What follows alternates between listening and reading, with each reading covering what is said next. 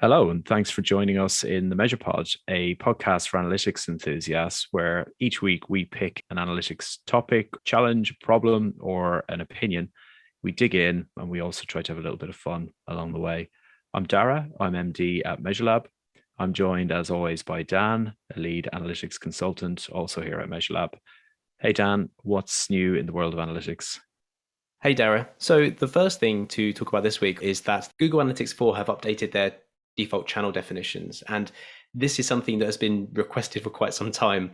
We still can't create our own. We can't edit the default ourselves within our own definitions. But the default definitions have been updated for us. What they've done is they're now starting to break out channels to make them a bit more granular. What they've actually done is they've introduced a number of new channels. They've introduced organic shopping, organic video, paid video, and then they've also got this paid other bracket.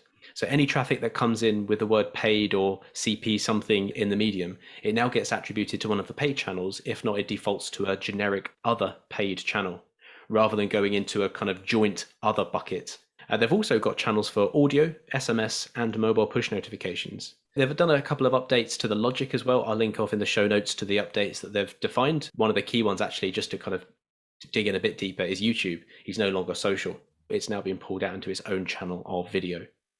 As you mentioned, we're still hoping that there's going to be an option to edit the channel groupings, create custom channel groupings like you can in Universal Analytics. But this does sound like a really good update because they have done a pretty thorough job of creating a lot of the main channels that are certainly the ones that we would be familiar with. Yeah, I hope they don't lose that functionality in GA4, but I feel like it's covered 99% of the bases. So maybe they're just doing this to make people stop asking for the new feature. But for now, at least, it's a really good step forwards. And the second thing in the news this week is a piece of Facebook news. And that is that they're actually deprecating some of the targeting options that they currently have within their ads platform. Within the I suppose Meta ad platform, Facebook ad platform, you've got this idea of detailed targeting options. So this is where you can target based on what groups they're in, what pages they've subscribed to and liked, and what kind of posts they're liking. And what they're actually doing is they're removing the ability to retarget or target these users based on things that can relate to things like health, sexual orientation, religious beliefs, political beliefs, and social causes and issues as well. So this isn't saying that Facebook knows your religion and sexual orientation and all that other stuff. I'm sure they do, or at least they've got an algorithm to try and work it out. But this is they're taking the ability away from advertisers to retarget or target users based on traits that could tie you into a group like that. So it feels like they've listened to some negative criticisms and they've taken some action. It doesn't feel like enough. Like it doesn't feel like they're fundamentally changing too much. I'm not sure if this will dramatically change any advertisers sort of targeting in any meaningful way. It feels like more of a show towards some kind of privacy step, if that makes sense. Yeah, that's what I'm thinking. It's like a token effort to look superficially like you're making improvements, but actually it might be a small step in the grand scheme of things. Yeah, exactly. Smoke and mirrors, basically. Yeah. Okay, so what's our topic this week then? This week, we're going to talk about universal analytics and segments and why segments are the most important thing in universal analytics. I'm going to pretend I don't know what the subject is, and I'm surprised and excited now, but I am because segments are a favorite feature of mine within GA and always have been. And I think you're not alone. I mean, this is something that anyone that's used Google Analytics more than once a week eventually gets to a point of thinking, I can't be bothered to try and build a custom report or dig into this report, add secondary dimensions. We end up getting to a point where we just sit in the audience overview report and just build segments because it's actually a lot quicker to go build a segment to get the number you want than try and find it through a UI full of 150 reports and trying to play that game, as it were. Yeah, and I think as I'm sure we've mentioned this before, the aggregate data in GA is of little use. I mean, maybe it's used in management reporting with some very high level KPIs, but really, if you're an analyst, the high level aggregate data is of little use to you. What you want to do is segment that data down and look at different groups of users or different segments of traffic and try and analyze what's really happening on the site. Yeah, exactly. And I think that's a really good overview of what they are, right? So what a segment is a way to filter your entire user and session data based on behavioral traits or something that's happened. And one of my favorite use cases for this, or one of the first ways I like to explain and teach what segments are when we're doing demos, is actually thinking about session duration. And I think we've mentioned it on here before, but session duration I have a real issue with in Google Analytics, and that's because it's not a metric of duration. The way it's calculated is that it takes the timestamp of the first page view and the timestamp of the last page view, and it works out the difference between the two. It's a good indication of elapsed time, but it's not eyeballs on a screen. It is not engagement in any way. It's just how long from first page view to last page view within this session was there. And the issue with that is the concept of a bounce session.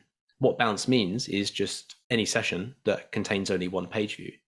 And the bounce, whether you agree with the definition or not, whether you like it, whether you use it, that's, I suppose, a different conversation. One we probably have had many times before and will definitely again in the future.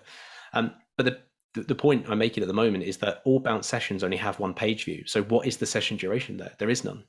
There is no second page view or last page view to work out that timestamp difference. So Google Analytics treats that as a 0-minute session. And let's say you've got a 50% bounce rate. That means 50% of all of your sessions have a 0 time on site. So when Google works out something like average session duration, the average is including 50% of them as zeros, and it's pulling that average right down. A really easy way to undo that and say, I want the average session duration of sessions that had at least one page view. So that what we're basically saying is, if you don't know, don't include it in the average calculation, the same way you'd exclude outliers. So if you don't know or can't work out duration, ignore it from the data set and work out the average on what's left. And you can do that super easily using a segment, actually. There's no special secret way of doing that. It's something called a system segment. So every user in GA has a set of segments that are automatically built for you without you having to do anything. So the way to do that is you go into any report in Google Analytics, you click segments, you go to system, and you apply the segment that is called non-bounced sessions only. And then when you look at the metric of bounce rate, it should be 0% now. And then when you look at the metric of average session duration, that will be a better representative number based on numbers that you can calculate. A less wrong number. I love saying that. Yeah, exactly. Within the confines of the data we collect, it is a less wrong number. There's no such thing as perfect, so we'll have to make do with good. This easy way to clean up the session duration number is something that I use all the time. It's actually something I include in all my dashboards too. It's one of those kind of data cleansing things that happens behind the scenes before you represent the data in a dashboard or to the stakeholders. Speaking of cleaning the data, it's not possible within a system segment, but you can obviously create custom segments to clean any other unwanted data out of your report. So for example, if you've had an issue with high levels of spam traffic, or you realize that you were actually running some site monitoring software on your website or something like that, obviously you can exclude a lot of that with a view filter, but that's not going to work retroactively. So you can use segments to historically clean up your reporting data. You might want to exclude whether it's certain traffic sources or certain host names or whatever the case may be, just to, again, improve the quality of the data that you're actually feeding into your dashboards or into your reports. Yeah, I can't remember the last time I've done a piece of analysis over a long period of time that didn't have a segment applied just because of that. Whenever you find an issue or a problem or a bit of data you need to exclude, it's only from that point forward. And there's always going to be a case of, oh, can you pull the last 12 months of data? And it's like, oh, okay, well, I need to apply the segment before this date, and then maybe I can use it without a segment going forward. But it's always a handy tool to have just to normalize data over large date ranges, or even when data changes. You can kind of apply a sweeping statement to say, clean data for me and give me what's left. One risk, I guess, is our old friend sampling. If you're pulling a lot of data and you are using a segment, same would apply with a second dimension, but you're increasing the likelihood of sampling being an issue, depending on the volume of data that you've got in your GA account, obviously. And then again, if you're a 360 customer, you're going to have ways around that, or at least ways of minimizing the issues there as well. But it is something to bear in mind with segments. Yeah, always. Even if you are 360, you still have sampling. It's just a higher threshold. So there's no avoiding it entirely, but be mindful of it. And I suppose Just make the call. If you're doing monthly data trends over the last 3 years and 5% of your data sampled, I can't imagine it's going to make too much of a difference. But if it turns out that you're using 1% of real data and the rest of it is sampled, then maybe it's a cause for alarm and you do something differently there. Yeah, well, you can, of course, download the unsampled data from GA360, but it is using a quota system and you can hit those limits as well. But it's possible, but still can be a bit of a pain. And the other thing I was thinking, so you mentioned about feeding it into dashboards. So the segments are all available within Data Studio, but you can also get access to the segments through the Google Analytics reporting API. So something that I used to love doing a lot is actually using custom segments that I've created in Google Sheets using the GA add-on.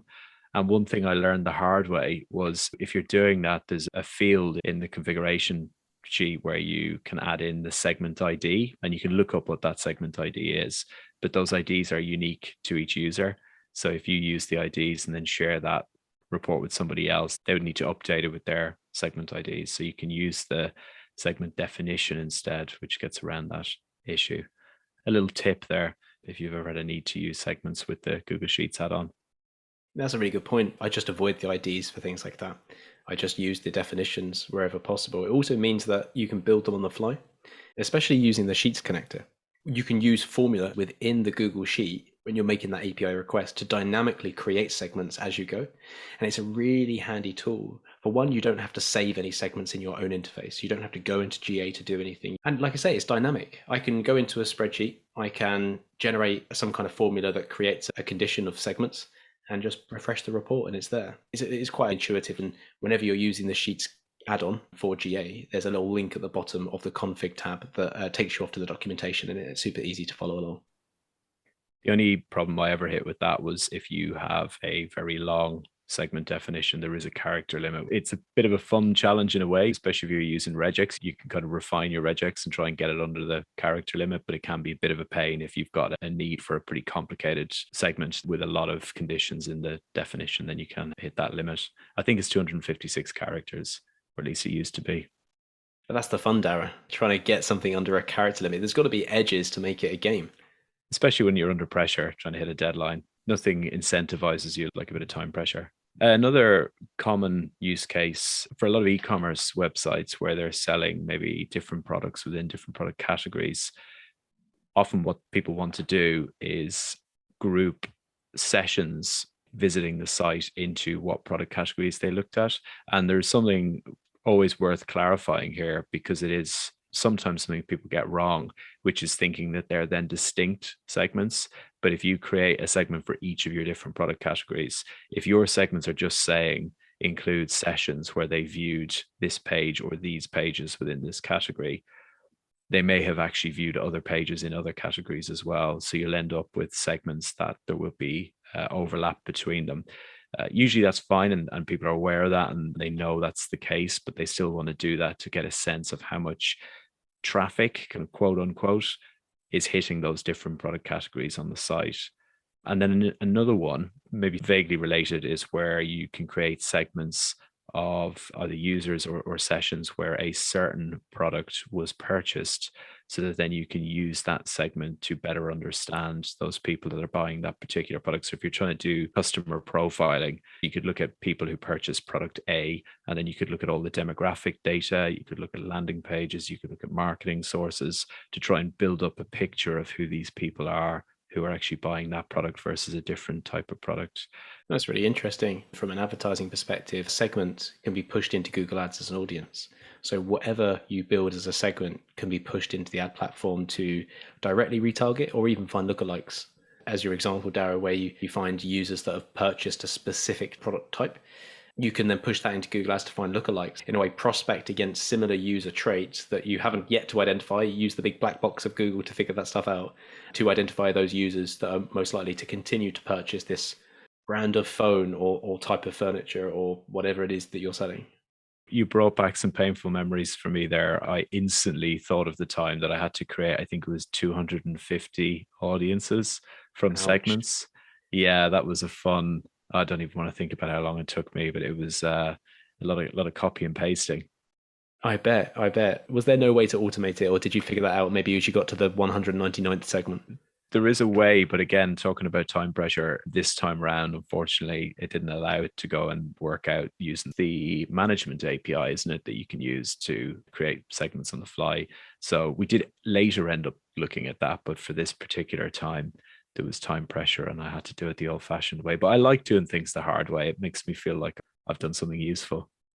It's that classic saying, isn't it? Of I'm sorry the email's so long. I didn't have enough time to make it shorter, or something like Yeah. that. Well, off the back of your example around clustering product types together, so understanding how that led them to purchase a certain product. All around that is the idea of funnels, and funnels come up all the time. And whether or not you like the idea of a funnel, or whether you think of it more of a pretzel or a kind of spaghetti mess, funnels are useful from a visual representative standpoint. People like looking at funnels because you can put them on a graph and you can get one number out the other end of it. And the thing with Google Analytics, or at least the free version of Google Analytics, is you can't really build funnels. There's no way to build a funnel based on your definitions, based on the pages or the events or the interactions that you want to include.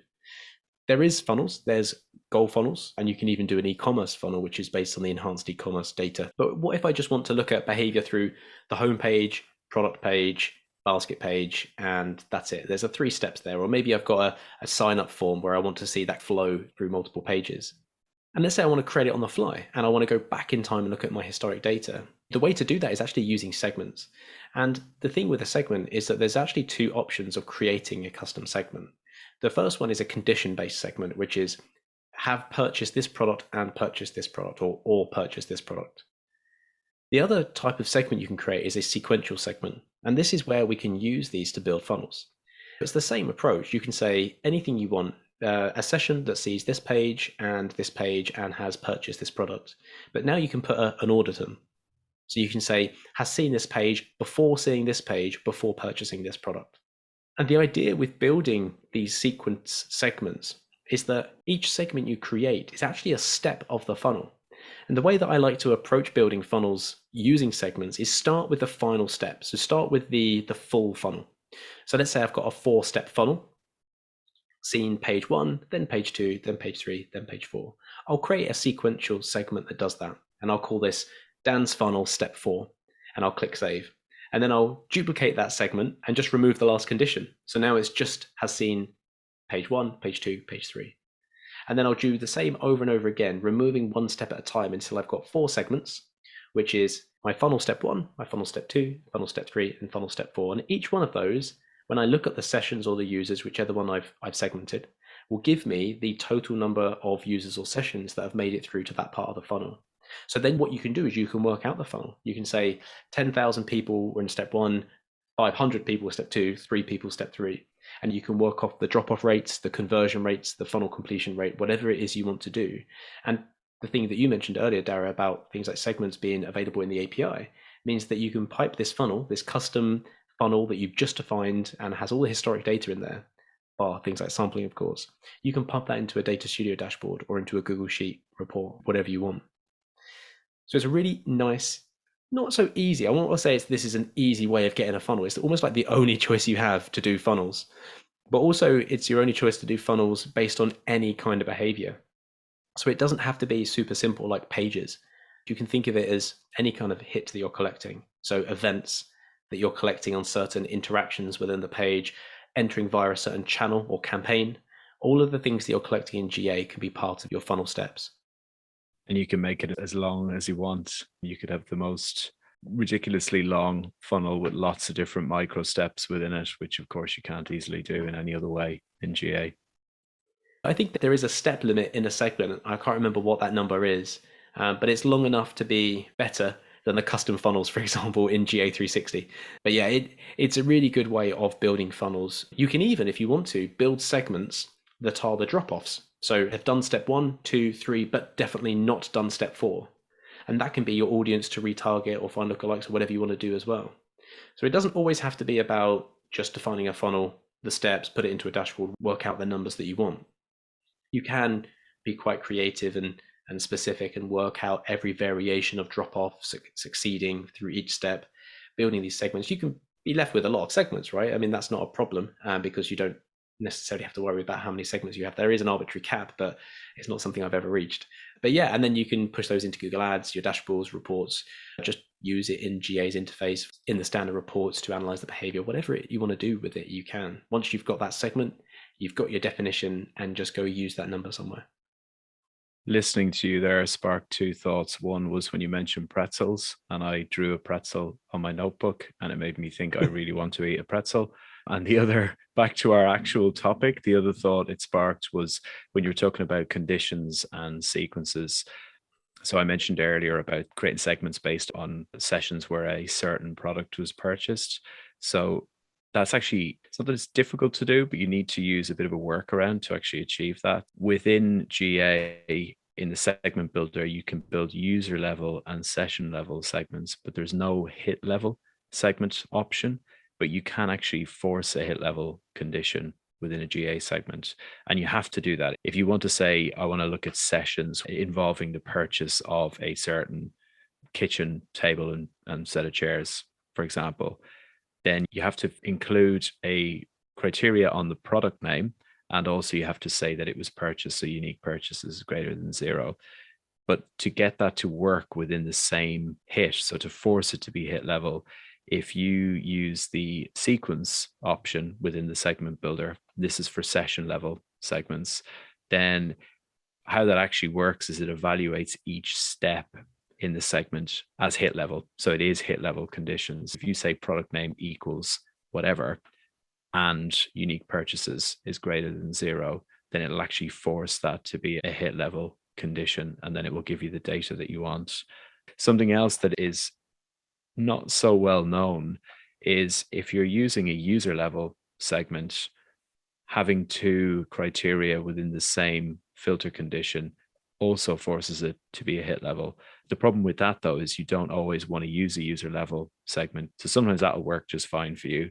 Other times you might want to have session level data, in which case this is a nifty little hack to force that to include hit level conditions.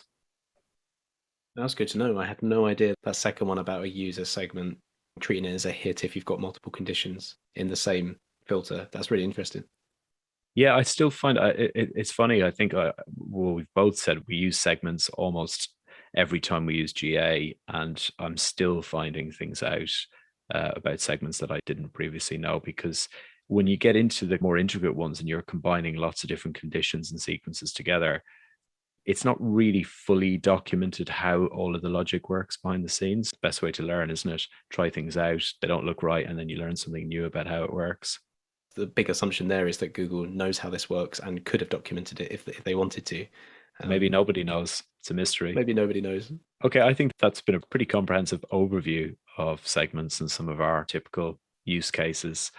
Might be something we dive into again at some point, because I think we could both talk indefinitely about segments. Well, the next one we can do is a GA4 segment one, maybe comparisons between the two. It's not a one-to-one replacement. It's a really, maybe, so this is the next topic. Where have segments gone in GA4? There we go. We've got the title. Yeah, let's save that then. Let's not have any spoilers. So aside from creating complex GA segments, what have you been doing outside of work lately to wind down? Well, I can imagine it's the same thing that you might say, Dara, but this weekend, just gone, we had a company away day. So every year we try and get away to celebrate the end of a year. This year was kind of special because we didn't do one last year. And it was the first time a lot of us have seen each other face to face, IRL. So we've grown a lot over lockdown, and a lot of people haven't met each other face to face. So it's a really, really good time at the weekend to just meet the people you speak to every day, do some bonding, do some eating and drinking as well. So how about you, Dara? Well, I mean, Snap, obviously I was there too, as you said. Rather than just repeating all the things you said about how great it was to see everyone together, I will just add that you were very bashful there, and you didn't mention the fact that you were one of 4 winners for our company values awards. So you, as you know, won the Curiosity Award, but we also had awards. And I mentioned these values on a previous show where we talked about what we look for when we're hiring at Measurelab. So we had an award ceremony, and we awarded a winner for each of the 4 company values. So that was a nice thing to do. But aside from that, yeah, it was just seeing everybody together in one place and being out and about in London and having some nice food and nice drinks and having a good time together. Yeah, it was special. All right, that's us for this week. As always, you can find out more about us on our website, measurelab.co.uk, or you can get in touch via email at podcast@measurelab.co.uk, or just look us up on LinkedIn if you want to suggest a topic or come on the show and actually discuss it with us, which would be great. Join us next time for more analytics chit chat. I've been Dara, joined by Dan. So it's bye from me. And bye from me. See you next time.